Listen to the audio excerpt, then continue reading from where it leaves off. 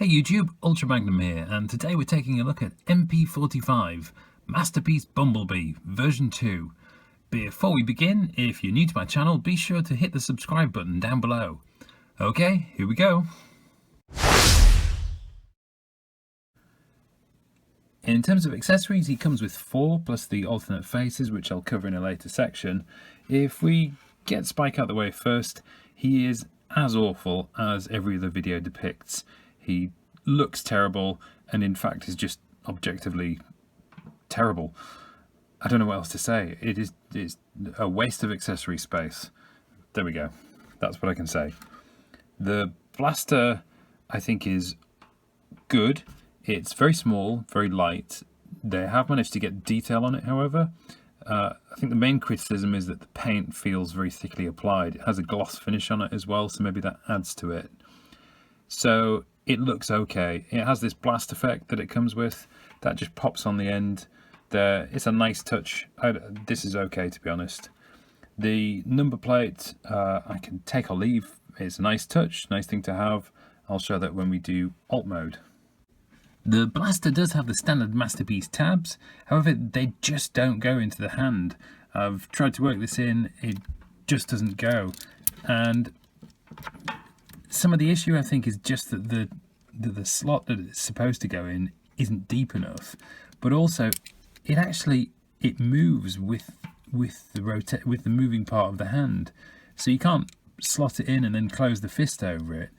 It all kind of works together. It's just bizarre. So it'll hold it, but you just have to kind of close the hand around it and hope for the best, really.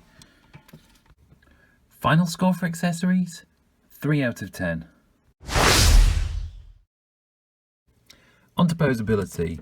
The head has an up and a down, and in theory it has a swivel, but mine's very tight and I kind of don't want to move it too much. It's to do with the positioning of the ball joint. It's located right at the back of the head, so if you twist the head, you're putting torque on this here, and because it is tight, it just feels like that could snap actually. So I'm not too keen on that. The shoulders are very well articulated. They've got a slight butterfly forward, and the shoulder itself gets you out to there, and then the rest of the joint will allow you to kind of point straight up. So that is good. There is an upper bicep swivel and a double elbow joint there. Pretty good stuff actually on the arms. The waist is terrible. There is a slight rotation. I think you can kind of move this stuff around and unfold it a little bit to get a little bit more. The risk of untabbing everything, I mean, you couldn't make it look worse, to be honest. I mean, that's one thing, but you shouldn't have to do that, I don't think. The legs are strange, to be honest. So range wise, you can go fully forward on this. It's difficult. So that one you can. This one doesn't feel like it wants to go. It should in theory. So these hip skirts are on a separate connection. They're on one connection to the pelvis, and then again the leg can rotate independently of the hip skirts. So I don't know if this side's just too tight and this side's too loose, but it's a strange setup there, I have to say. The knees have a good range until you get to the colliding kibble. It will go as far as that. It does leave a very big gap when you open up the knee. That's not too good. The feet are on a forward and backward rocker ever so slightly. You kind of get a little bit this way, a lot more that way. There is also a very good ankle tilt, although it does open up quite a bit at the side there. So Poseability wise, he has some good points, but quite a few negative points, to be honest. And in general, this is a strange one because the thing that affects the Poseability most for me is the fact that the cleanup's so terrible from the side. It's just so awful looking that you're only ever going to pose it this way. No shadow of a doubt. That it just looks terrible. One other point to note is he feels very unsteady on his feet. Part of it's the looseness of this leg, but also he just rocks a little bit on this underfoot kibble, if that's the right word for it. Just when you move him certain ways, he has a tendency to lean back, so that's not good. So some positives, but far too many negatives. 4 out of 10. Okay, if we do the paint first, the yellow is very consistent with the G1 cartoon. On the screen, it looks a lot more yellow than it does in hand. In hand, it has a slight orangey kind of tinge to it, very accurate to the cartoon. The grey bits are plastic and they're nicely coloured, if you like, that nicely matches. The shoulder joints here, it doesn't show it on camera as well actually, but this is a noticeably different shade to the rest of the yellow, so that kind of breaks it a little bit, consistency wise. I think the face is very well painted.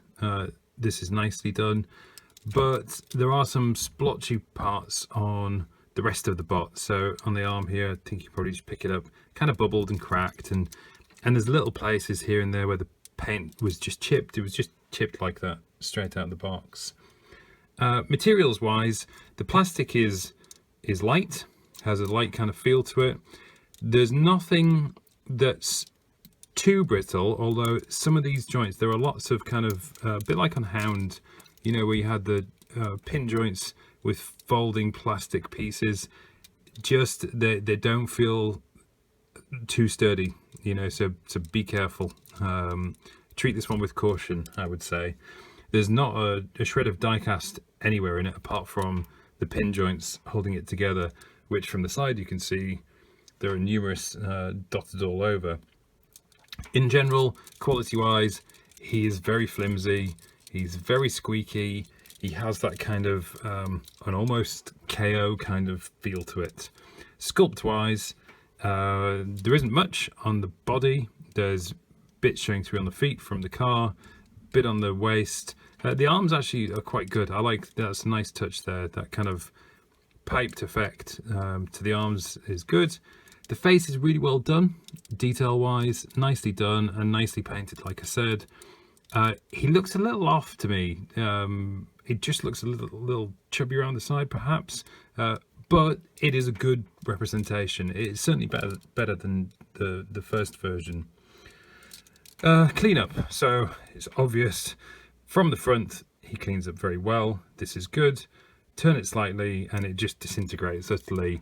I have no idea what anybody was thinking about when they designed this. It's utterly atrocious, and it looks in hand even worse than on the photos and in the video, and I'm just incredulous about this and the backpack. Oh god, I mean it is diabolical. It's utterly diabolical. It's it has, the figure has a cheap KO kind of knockoff feel to it. It's that bad, really is. Presence wise, from the front he has some, like I say, because this looks like the cartoon. It's very good.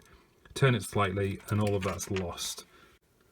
And for me there was a kind of point of interest this week, because I got these two figures at exactly the same time this week. So this is Zeta Toys Pioneer.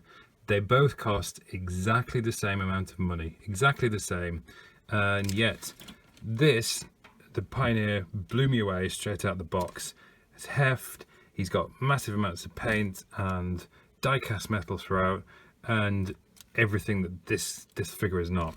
So sorry to bring that in, but just thought that worth sharing, because to me that just shows that there is something in the price for Takara that is not reflected in other companies, and it's not to do with mold development or anything like that, because you know that the Zeta Toys, that's a totally new mold.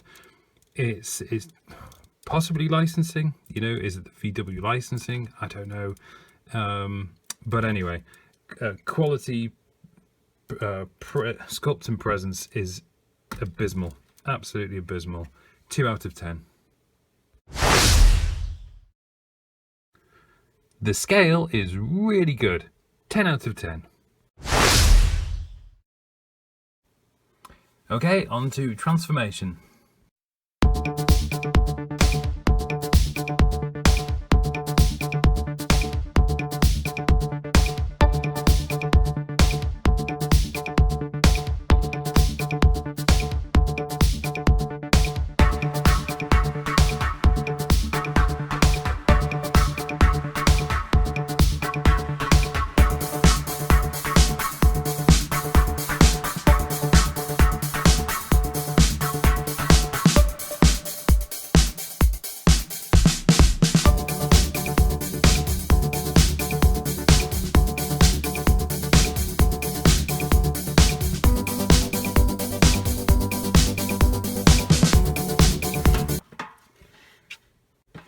So the actual design of the transformation, I think is good, and it could have been enjoyable if it weren't for the poor quality of the materials supporting it.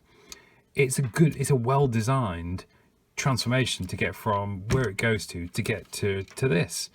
Very neat, very ingenious, but it's just not backed up by quality stuff. And there's a few parts, particularly there's a hubcap thing under the hood here, which is on the backpack, and you kind of have to rotate it round and then fold it in and then telescope it back.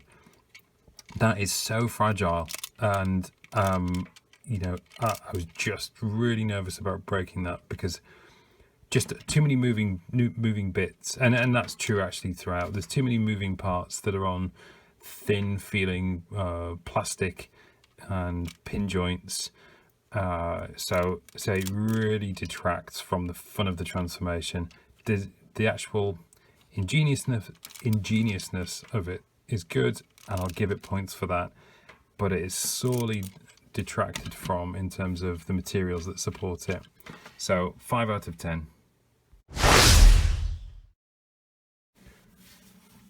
Alt mode then, where to begin? If we start with the positives, it looks like Bumblebee from the G1 cartoon. Great, big tick. It looks like the cartoon version of the Beetle. So that's a positive, good stuff. The paint color is good. Like I say, in hand, it matches the cartoon. On the camera, it shows up a lot more yellow.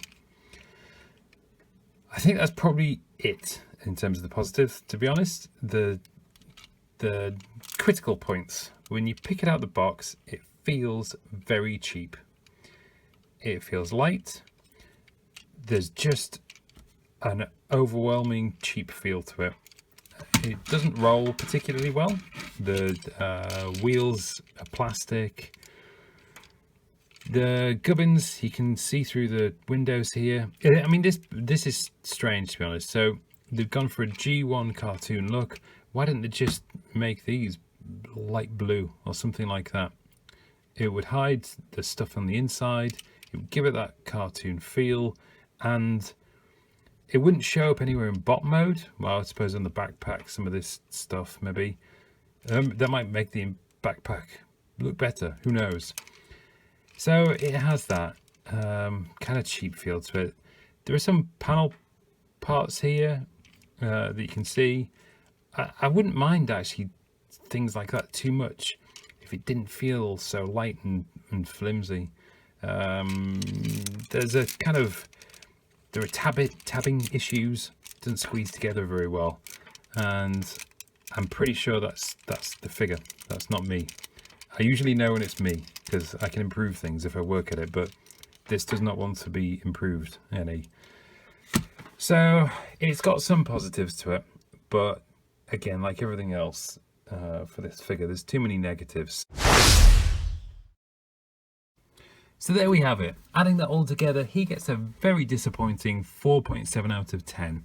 And it's warranted, because it is a really disappointing figure. It baffles me actually, the design choices that have gone into the bot mode with the feet in the backpack. I knew about those beforehand, but it genuinely doesn't prepare you for the figure in hand, how awful those things are. If you add on top of that the quality issues, the floppy joints, the lightweight feel to it, the kind of flimsy feeling pin joints with thin plastic, it's poor all round really. Ironically, the transformation, the design of that, I think is quite good, and with a little bit more, this could have been a good figure if it was supported by good materials and the cleanup in the bot was achieved. But those things haven't happened. This is the figure we've got, and it is pretty bad. It's got a good look to it from the front in bot mode, and the alt mode has a reminiscence to the cartoon. Those are the positives. Oh, the scale's great, but the rest of it is just terrible. I can't recommend it. Definitely can't recommend it, and it's really unfortunate, because it could have been good. Anyway, I hope this has been informative, and thanks for watching. Please subscribe to my channel and keep an eye out for more videos. Bye for now.